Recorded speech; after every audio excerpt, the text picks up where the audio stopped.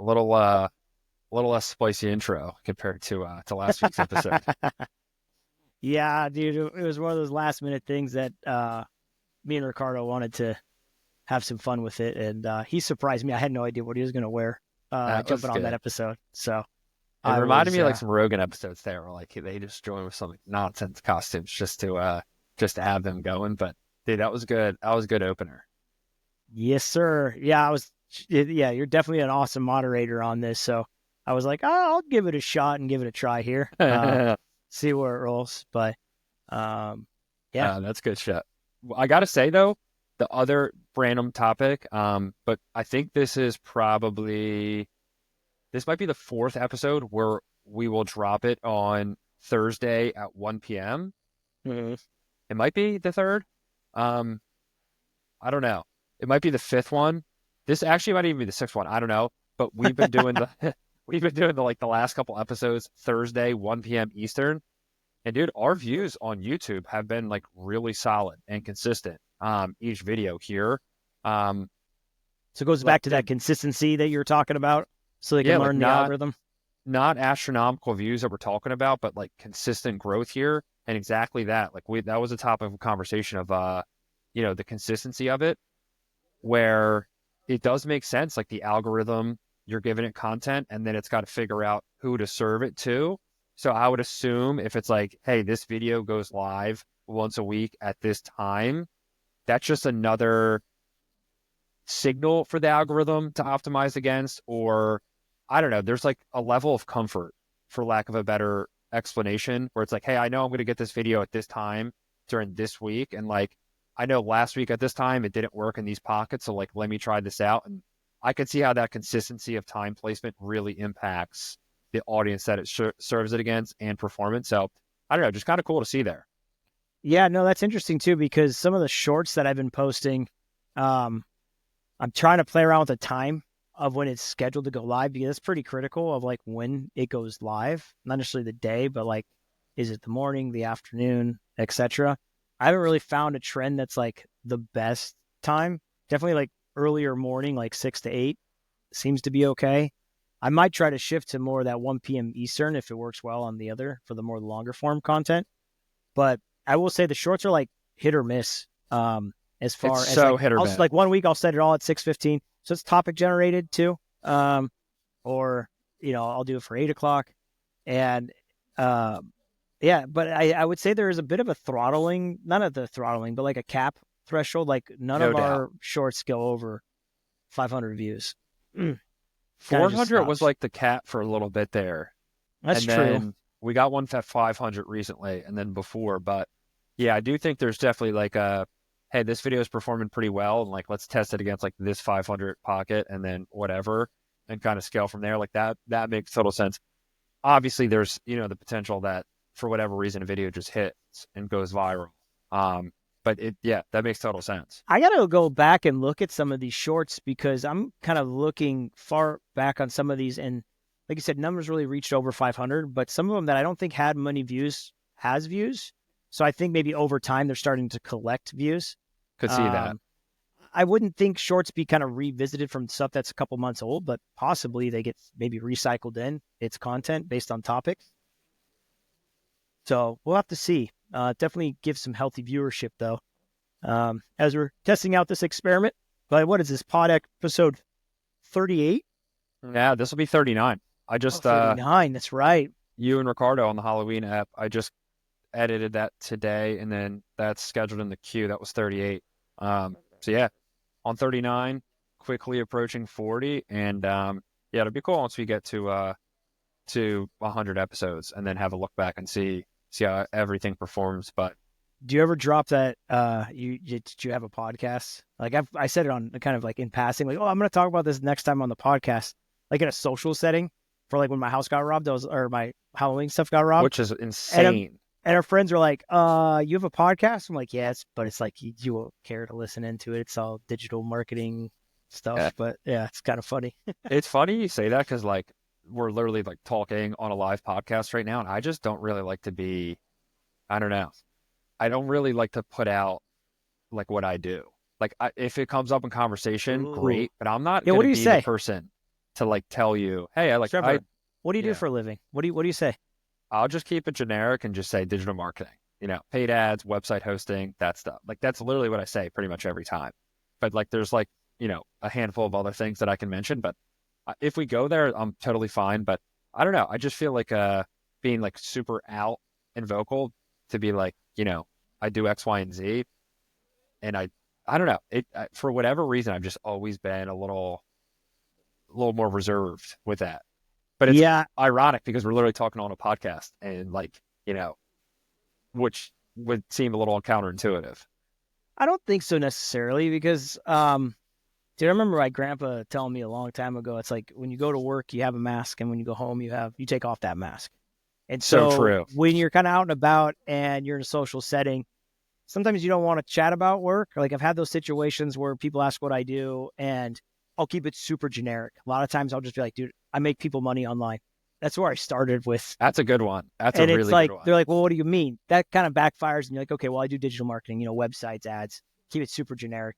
Because you start Yes. getting into it, especially when I was like an SEO director, I was like, oh, I do search engine optimization. Like, what is that? And I'm like, I don't want to sit there and explain this in a social setting.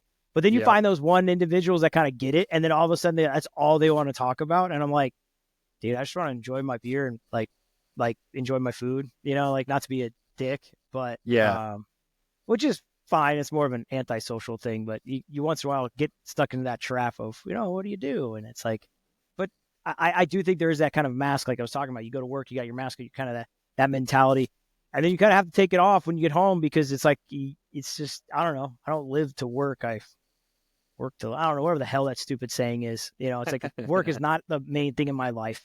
Um, I try to set those boundaries. So true. Plus, I don't know. Yeah. That conversation go a host of different ways there. So a little bit more like high level generic, keep it moving.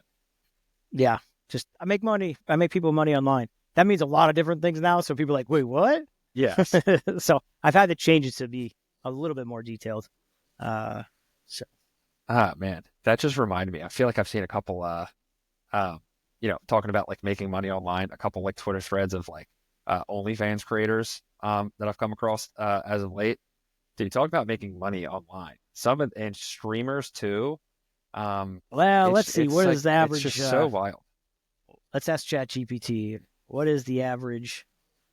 I'm curious on what the average user makes, and what is the average take home For like a streamer, for let's do for a streamer I feel like it's and got to be then low. I would a assume that business is like very top heavy, and there's just OnlyFans. a couple top Okay. dogs. Let's see what ChatGPT comes back with. Searching the web. So it's actually did a web search, which is interesting. I didn't ask it to do. It's got the citations on the side. That's interesting. So let's see. Twitch streamers average earning many Twitch streamers earn between $120 to $180 per month.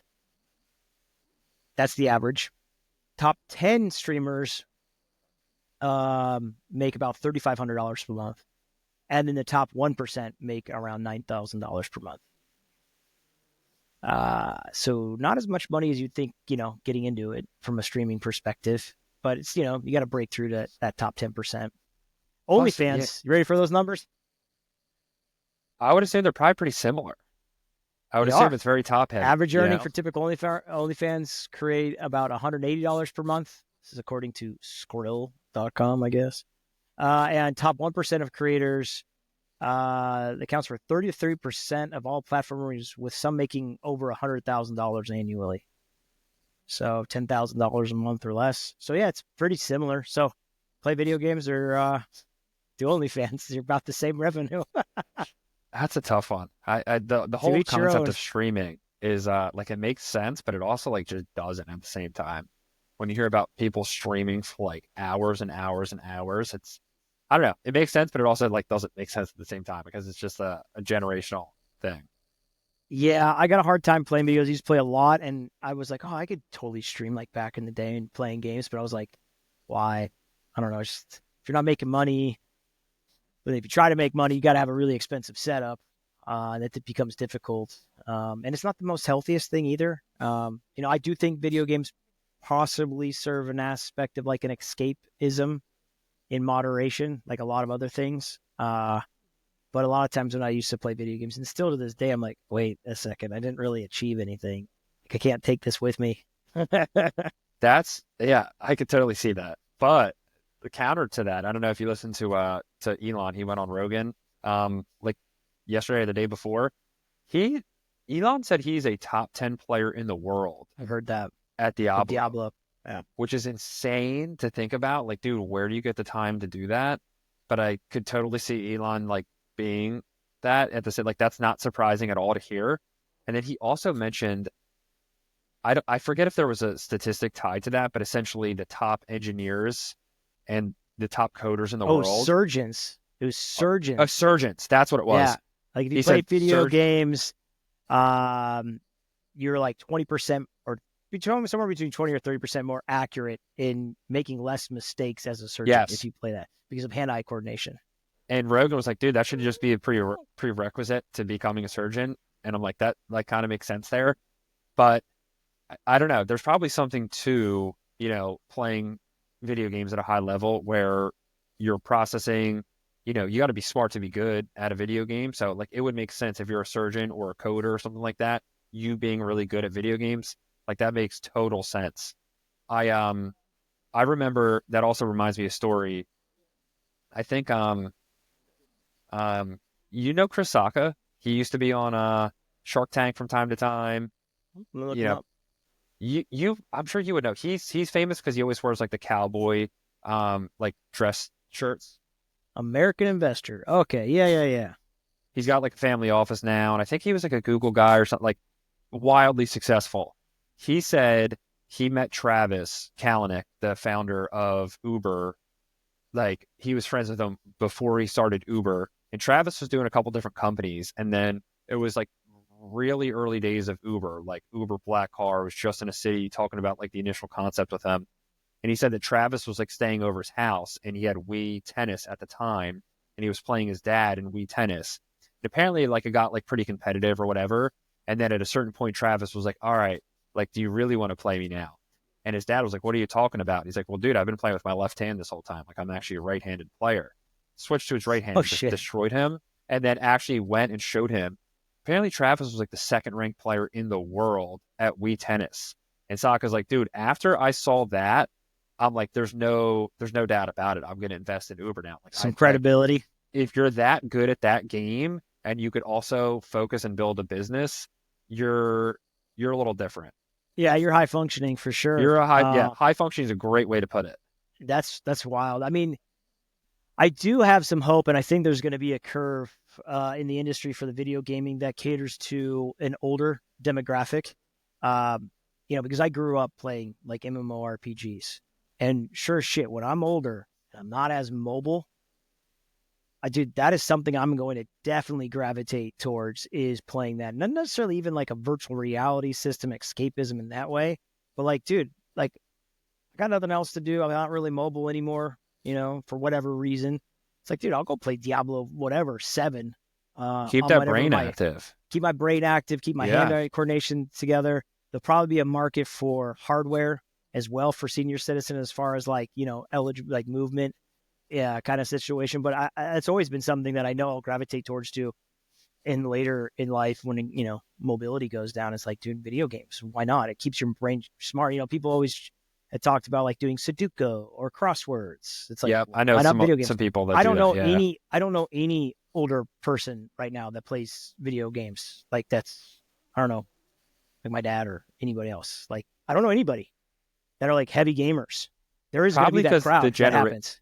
It's a generational thing. Yeah, they just didn't grow up doing it. But like, I could totally see like this generation doing that and that being an actual massive benefit for the elderly. Yeah, so that's a business idea for something to plant the seed in whatever 30 years. It's going to be huge. Oh, I could totally see that. See that. Like if someone moved me into like a senior citizen area, I'd be like, what's the game room like? You need a game room. That's what I want to know.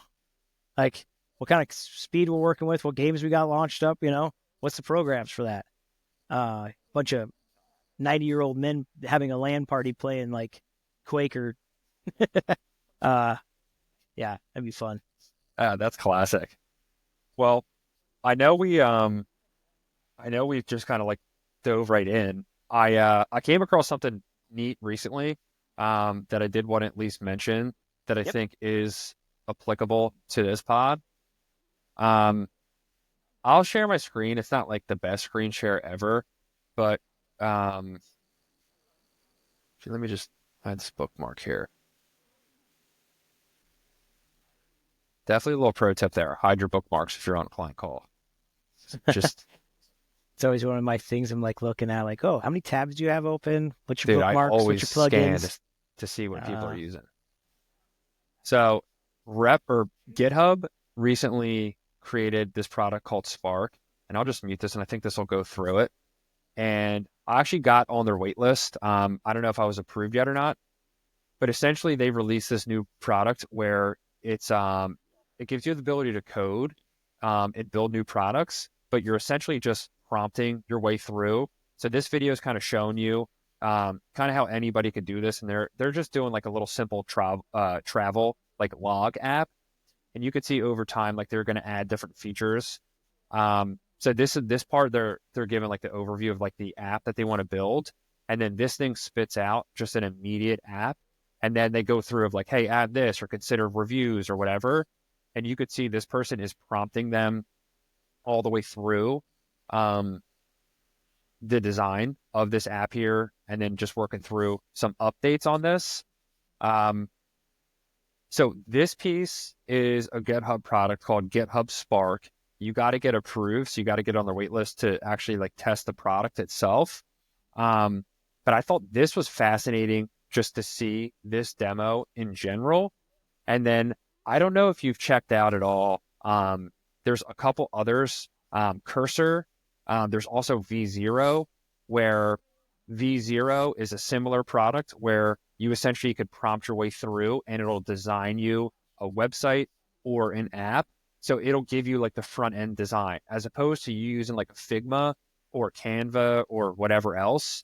Um, so I don't know. I just wanted to at least highlight this. This is something that they just recently released. And I know AI has been a pretty constant theme on this pod here. Um, I have some ideas for some potential products that I would like to maybe build or test. But I do think this was interesting to highlight just in general of like where the space is going with AI and how you could potentially have an idea and don't need to be a coder to build a product. Cause I think that's been a huge barrier to entry for like a lot of people in the past. If you've so had what? a good idea or product for your company, considering, hey, I got to hire a whole dev team or figure that out, just a huge barrier to entry in general. Now, I'm not saying like these tools are incredible and you could just build an app right away and there's no learning curve, but you could see a world where we're entering, where you're just prompting your way through, you have an idea, you can get the concept pretty quickly. Yeah. So when they say like applications, like a website application or like an app for the phone or both, is that kind of what they A little build? bit of both, but it seems thus far been a bit more like website or mobile apps and like actual like, computer and mobile apps that you could download. Interesting. Um, I think it's really cool that you can kind of guide through prompting of what you want it to be done. So like we create something like a notes app or something that has some customization or whatnot. I guess where it connects, like I guess I'd have to do some more research on it, but I would like to learn more about when okay, you create it in this interface and you have the prototype. How do you actually make it live? Dude, I've thought that for so long now. It's like, And do I need to get a Google Cloud account, an AWS account? Do I got to get a domain? Do I have to like what are the details after like the prototype? yes, Because that I feel like is a lot of heavy lifting too. Like more on the technical side, you gotta, I'm sure you gotta modify the code to connect to the correct server bases, etc. That that is where if they support something like that, then even better, like publish and it's live and you're using their like maybe like a WordPress type of setup off of theirs, like you just hit publish and then it's created. And maybe if you want to put it on a certain domain, you could do that or iframe it in. That's where I struggle with some of these apps, like even the ones that build websites or whatnot. It's like, well, how do you make it actual from prototype to live? So I've had the same thought for so long now, just in general, and then like with these AI tools. So I was always thinking the same thing. Like, sure, you can go to Chat GPT and then just get some code, but like, where do you paste that code? Like, where do you how do you actually get that thing live? I'm sure you can ask ChatGPT what to do, but then it's like you got to log an account, create this, configure that, configure this. It's like this is a lot of work. No doubt. Replit has been the answer that I consistently get. Now, like I haven't done it before, and What is I it? have a couple ideas that I'd like to mess around with. Replit. So if you go to Replit, you could actually post your code once you have an actual Replit account, and then that could Uh-huh. actually make your app or whatever live. Dude, I don't even know. So Replit's essentially like everything you need to build software in one place, create and deploy websites, automations, internal tools, data pipelines, and more in any programming language without setup, downloads, or extra tools, all in a single cloud workspace with AI built in. So kind of like what you're kind of describing, like a cloud-based product. But yeah, I know this is a place that is, I don't know if user-friendly is the right way to describe it because I haven't used it yet, but it seems like the most used or at least a user-friendly option if you have code to then deploy that code and have a product ready to roll. I think that's going to be kind of the taking off point for some of these things to work. Like they need like a 3-click launch button. If someone like me, you, or let's say, someone that's just not super educated on the actual coding, they have got some ideas. That I think is what's going to be needed because I think the moment you start getting into like what files I need to move here, it's like, well, you're a coder. So maybe the coder, this helps kind of move things along and generate code and speed things up, kind of like how we use ChatGPT right now for communications or keyword research or Yeah, etc. But it's like they haven't like got it to full fruition for like normal adoption. It's cool software though. I think, we're only 2 years into the AI business, um, and seeing what's coming out on this. And I it's think like they'll it, watch. it's funny. It's funny you say that because I thought the same thing. Um, and I feel like there's so many parallels between this and crypto, where like the you see the potential, and there's some people in the space that are pretty active that when you hear them speak, it's almost like you can do anything, you know? And I don't know. I think it's still like early days. You could see like where things are going. But the reason I say crypto is like I think a lot of people get it and like understand, okay, it's blockchain technology, et cetera. And then you start talking about like, well, then you have to move your tokens off your exchange and then import them into your cold storage wallet. And then you have to create a cold store. Like there's just some moving parts that like are a little bit confusing where I think crypto, obviously gaining in popularity right now, but like there's some like gaps with how user friendly it is. And I think that's probably coming. And I think probably the same you could say about Yeah. AI. I mean, I would say like Coinbase did a good job of kind of jumping that gap with crypto as far as like, hey, this is your wallet and you place you can buy. And so it's all done in one app and you don't even know that you're actually putting stuff into your wallet when you're doing this and the pure exchange, like it's just an interface overlaid on it all. So yeah, and then when it comes to the AI software, it's like build software faster is their headline. It's like, how about like build software for people that don't know any coding and publish it and get into the app store and try to make money? Yeah. That's the thing too, though. It's like the ideation of like apps. I don't know if I've got any more good ideas on apps I or know. applications. Seems like everything has been done. The one thing that I would uh, say is like you have a couple GPTs that you built out. I could assume that you could iterate something like that and have that take off in some instance.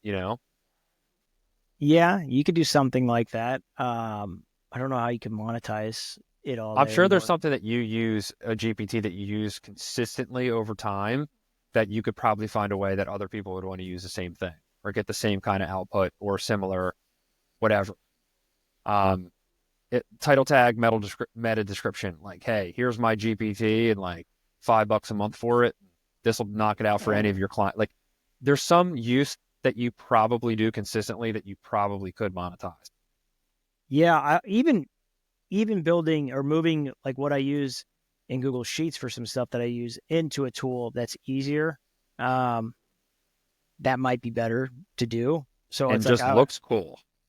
yeah. So what was the first tool that you brought up? I'll give it a shot and see if I can bring this thing alive eventually. What was the first tool you mentioned?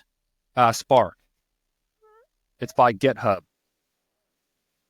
And then there's also two others that you should mess around with. V0. It's essentially you're prompting your way through for like front end design. Hmm. And then Cursor.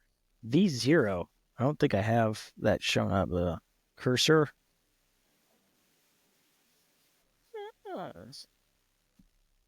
So I've heard, and this is a process that I'm, doing a little bit research on. So apologies, I'm not fully polished, but you can start in V0 and get an idea of the UX. What's the website for V0?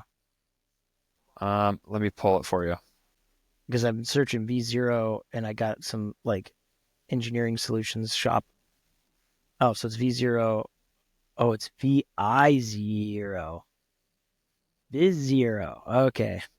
You got it? Yeah. Viz0 is an AI tool that ensures long videos in a short. And so that's a short maker. Is that the right one? Just for clips? Viz0. Oh, it's v0.dev. Oh, weird. You need a rank there. V0. So like the letter V and then 0 dev. Okay. Yes. Oh, weird. Okay, that's super blank. It's like, Kind of what looks like can we help you Perplexity a little ship? bit. Yeah. That Okay. and then Cursor. All right, I'll take a look. AI code editing. Yeah. While we're talking about this, I know ChatGPT released its search product, which I don't know if you've used it. I can't say I've used it a ton, but I have used it and it was pretty bad. And I'm not just saying that because I run search ads and I like, that's a huge part of our business here. Could care less where search comes from. But I Yeah. used it So and like it was really, really poor results pretty consistently there. And I don't know. yeah. I feel like I'm a pretty good prompter, so I don't know. I So just didn't have good I luck with it. I did a really basic search for like my brother owns a couple businesses out in the Midwest that do like car window tinting. So I was like, hey, I'm looking for a car window tinting company in, the city that he lives in. And they posted back 4 listings directly in the search. I would share, but I got some private stuff on the left side of my chat GPT. And they were listed first, which is great. I'm like, okay, that's cool. And then some of these other ones that are relevant, I've seen them before. And then I asked it like, well, why did you put it in this order? Like, I'm just curious, like, how do you like order from top to bottom? They were listed in alphabetical order to present information impartially. This approach ensures fairness and avoids implying any preferences or ranking among the businesses. I thought that was interesting. What's really interesting is that they're not in alphabetical order. The results are not in alphabetical order. It leads with a B and then an M and then an A and then a G. So they're not in alphabetical order. So I don't think I could trust that. And I asked them, why did they do that? Just to ensure clarity or neutrality. I told him it doesn't seem too smart. And he's like, you're right. Alphabetical order doesn't always feel intuitive or helpful, especially if you're looking for factors like customers' rating, service offers, and proximity. I can reorganize and prioritize them based on those factors or anything else you find. So it's like, okay, please do so. And then they listed only 3. My brother's site's still at top. And then there was like a new one that was added. It's so weird. So I do know that this pulls from Bing index. So that's been chatter that's been out there. That ChatGPT search is pulling from the Bing index. So if you're not indexing Bing, you're not available for it. But I don't think it pulls rankings from Bing to influence the search result. I think it's more Did back to the you LLMs. did you look into that at all? Because I saw that Stack Marketer had that in their newsletter this week, that in order to rank in ChatGPT, you essentially need your website to be indexed by Bing. Yeah, the theory is that someone saw that their site was not indexed in Bing and they tried to do a search and it didn't show up. I mean, it's a small sample size. I haven't run a test on it. Um, But I think they openly state that like they use Bing's crawlers or like Microsoft's crawlers. Like that's not a. I think I could they've see that. actually said ChatGPT relies on Microsoft Bing as its main source for indexing. Oh, So if you're well, there not you on go. Bing, you won't appear in ChatGPT results. Yeah. But reading the article that they released, the thing that was tough to follow was it sounds like they don't do it always. Like they don't always use Microsoft's crawlers within their search. So I don't know if there's like a dynamic nature to their search, or it was hard to follow. But it was just interesting just to see that of like, I don't know. We've probably talked about this a bunch of times, but just, AI and LLMs, hey, it's going to eat, search, and, Google sucks and everybody's going to shift over. But then it's like, okay, Chat GPT's search or OpenAI's search is then powered by Microsoft's crawlers. Like that doesn't, I don't know. That doesn't really get me too excited there. Yeah, let's do a new chat. I can hide Plus, some I also stuff. think that just, highlights how difficult indexing and crawling the web is and what a fantastic business Google has built. And obviously Microsoft as well. But it's like, dude, they've been, the top game in, search for 20 plus years now. Should I Nobody's screen or knocked them off, and presentation? this What's is the probably difference? wise. I Should I always do just do the screen. I always do share okay, screen. screen, Yeah. entire screen, whatever. Let's go to this screen. All right. So you got to click on this button, search the web. Do you want to do like, I don't know, like a local business? What do you want to search for? What are we doing? You want to compare this result versus No, a Bing we're doing result? we're doing a live search on ChatGPT. Let's just see what it looks like for people. Do like top auto body shops near me. Top auto body shops. Now the near me, I don't know if it's knows where I'm at. So let's see. Let's say. So it knows I'm in San Diego.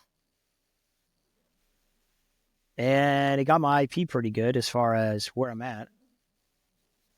Not necessarily in El Cajon, but these are close enough. And so then they have on the right hand side the expertise, which you have a mix of actual sites and then third party sites. So let's do something. Let's go here. Let's go to Bing.com. Let's search the exact same thing. And see if they compare. I would say I don't even think I see any of those in the top 5. Do you see any of those? Elite, Auto, Crash, Companion. I don't see those anywhere No on here. caliber. Nah, so they're So the totally top, different. so that's the map results. They don't show anything from being pulled in. Then you have Yelp. Let's skip Yelp. Let's see CarWise Yelp. Let's see Caliber is there. Caliber is not showing up as a source. Okay, so like they don't even match at all. So they're not pulling a direct index from being like, hey, use this search result. Let me do something else. Let's do more specific. Let's give the actual IP or actual location. So we'll do top auto body shops, San Diego. We'll do this in Google here or in Google or Bing. Sorry. Okay, this is interesting. It pulled up a map. I haven't seen this before. Yeah, same. Oh, weird. It's like it's not even a search result anymore. And it's pretty shitty though because it's like, oh wow. Does it pull up the same ones? No, different results completely. Oh no, I guess chaperone. Yeah, this second. It says map feature's really weird. I don't like it. These suck. I hate to say it like that, but it's just not good. Yeah, this is pretty bad. Let's do list That's instead. brutal. Yeah, I don't like.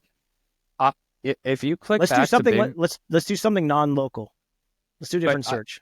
I would just say like at least on the local side before we do something different, Yeah. this experience is so much better because you could see Amen. like you could hover Yeah. over that link and then it's highlighted on the map. So you immediately know, okay, here's where it's kind of located super quickly. You could The check out geo is off on reviews. San Diego too. San Diego's geographic is a little bit weird because of how large of a county we are. So you can see this is getting more clustered to downtown area, which is This kind of more experience proper. is But so much better. yeah, this one, yeah, for sure. That's terrible. It's like this is like a classic case in my opinion. If it ain't broke, don't fix it. Like this experience right here is really solid. And maybe this is just like, Yeah, a local search. So I don't know. Not a use case for LLMs. let's do this. IR website providers. This is kind of a keyword that I've been wanting to target. Let's see what happens when I do this search. So this is more of a listicle that pops up. They're pulling directly from the web results, I bet, on this one. Because I know these are the competitors that are here. Um, Equisolve, Q4, Notified, the vendor group, B2I. So in this scenario, Those are they are pretty close. they're pretty much pulling the SERP in. Yeah, those are pretty close. So maybe local they don't. They have a hard time with, but maybe non-geographical um, Are those queries. links at the end of each? Yeah, and they go directly to the website. Got it. Okay. It's kind of hard to see there. Which Okay. these guys, yeah, you can barely see it, but there's no UTM tracking on it. So back to the conversation we had a couple podcasts ago, you have to look at referral sources coming in from ChatGPT.com. So this definitely looks more like a SERP result. And they keep giving you more. Must be like the second page or something. So yeah, it's just not quite there. And even graphically, like when you do a search, like actually we haven't even talked about that, like visually, like a search engine. People know what that looks like. The blue links, the description, some CTAs. Like this does not read well in I was just going to say ChatGPT. that. Like it's hard to read. I mean, I'm in dark mode, but whatever. It's kind of hard to distinguish between what each one of these are. It's a lot of heavy reading, which I know it's not the same, but it's like there are some things they pull in, like a thumbnail that pops. The title tag is a little bit more catchier that comes across. So if anything, from like, hey, an organic perspective, like there is a place for title tags and even these preview images that pop up that make a better search result. So I think probably going back to your point, like Bing and Google have created a pretty good search product. Even the layout of the search result is way better. Yeah. I mean, and you also got to think, Google, I don't know when search came out, but like, when did Google release search? Like, when did that become a thing? 99? Let's find out. Let's find out. Let's not do search. I don't like search. Actually, when did Google search come out? I want to say 99. Let's see. 1998, September 4th. Yeah, 98. So you got to think, we're talking over 25 years of insane amount of data collection and the world's best engineers focused on this product. Like, of course, it's going to be better than ChatGPT that just released search. They just have such an advantage in that case because they have so much data. They've been testing, you know, continuous scroll versus pages, monitoring, and just constantly iterating. And again, the world's best engineers. Of course, it's going to be better. That's where I feel like we've said this probably plenty of times before, and even like earlier days. I think I still lean towards LLMs are probably better for researching topics and writing, and feedback and stuff. But when it comes to like actually, I don't know, getting, you know, local searches, I think, Google search makes way more sense. And actual like, hey, I want to get in touch with a business or learn more about an actual like business product, just going, to Google and directly through the site, probably, is the easiest thing that you could do and probably a little bit better of an experience. Yeah, no, you said something interesting there. And I think there's two key words there: searching versus researching. For sure. They sound similar, but they're very different. And searching still works good in a search engine, but research LMs are better. I wonder actually how you would describe the actual definition of search versus researching. I know. Let me I look think this up. that's probably gonna there'll probably be a term for that at some point here. Let's ask ChatGPT here. I just asked, what's the difference between searching and researching? Oh man, this is way too long. Too long. Shorten it up. Or All right. So searching, quick lookup for specific answers, often used to search engine. Researching, in-depth investigation to understand a topic deeply involving multiple sources and critical analysis.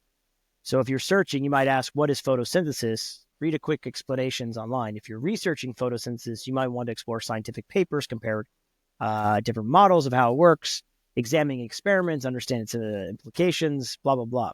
So in essence, searching is about finding a specific answer, while researching is about developing a deeper understanding. yeah, and I think that's the clear distinction that I've made from using both. Searching, still using Google, and researching, using ChatGPT mainly and Perplexity. Um, that's kind of how I've been using both of them. And I Well, do let's think, like I can think a good example of like that thought train of, let's say maybe you're a small business owner and you're getting some ideas like, how can I improve my cash flow of my company, right? And then that itself is more of the researching side, right? You're kind of digging into it, and maybe some of that comes up with, you need a cash flow monitoring software. yeah, That's one of the applications. So you would then probably demark from using an LLM to going to Google and searching for a cash flow monitoring tool rather than search in the LLM, because they just haven't exactly. really nailed that down. Yeah. Plus two, talking about like the making things a little bit easier and like that user experience to really help with adoption. I can't really see, you know, how do I want to put this? Like a not a tech savvy person, or like maybe somebody's a little bit older who's just super used to Sure. using Google. I don't see somebody thinking, oh, let me go to ChatGPT and then let me know to toggle this little button here to then get the search function. Like that to me just doesn't make a lot, that it's just a little like friction. Whereas Google has such an advantage. Click on the search bar, bang. It's automatically got, like, you know what I mean? Like that function is just so much easier to get to. Yeah. So maybe there'll be a point where ChatGPT becomes the default in your browser. Maybe they'll pay for it like Google did. um, because that wasn't always the default when you used to go into your website browser and search for something. That used to just go to websites. You'd actually have to type in google.com, right? They switched that with a couple different updates. So if ChatGPT can sponsor that and you get a ChatGPT response in the search, that's the way that Google created their monopoly of their experience on users. I mean, Bing still does it to this day. It's any sort of Edge browser or anything like that. Apple's got their own search engine on that. So they'd have to get some adoption that way, perhaps. Yeah. I'd be curious to know if that's on the roadmap and that's even something that they want to do. I don't know. I don't know if that would be a game that they'd want to play in, because it's like, you got I some really base don't think they need stiff. to play in the search engine lane, to be honest. They have got so That's many kind of other what I'm thinking. values with it all. So Like the research tool is really good and only getting better. It's like, why not just keep focusing on that and figuring out like where to take that and make that as good as possible? Whereas I think search, it's probably money in ads, man. yeah, You know, yeah, because I mean, how are they making money just on subscription based and API usage right now? Um, Ads, people. I mean, look at it, dude. You think they want a piece of that? What did we mean Ricardo talk about the last 30 days and political ads just in Google and YouTube was like $500 million. I think ChatGPT would like some of crazy, that revenue piece no doubt. and just having ads on their search functionality. So Probably valid. I would love to know. But yeah, that's probably pretty valid there. yeah, well, Well, right on, man. if you want to test any of your GPTs in V0 or Cursor or apply for this waitlist in GitHub Spark, let me know. I have a couple things that I'm at least trying, and I don't know. I think it's just good just to like, we're talking about like video games being good for your just brain health there. I think it's cool just to constantly be trying new products and just staying up to date. I think even if nothing comes of it, it's, I don't know, a good learning experience there in general. I'm always open to learn. There's a lot of things to learn, and I can't learn them all.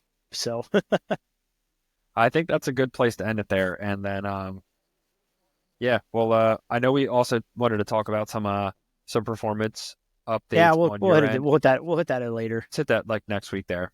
Yeah. Well, cool. Thanks, Thursdays, everyone. 1 p.m. Eastern Standard. That's when these things release here. See you later.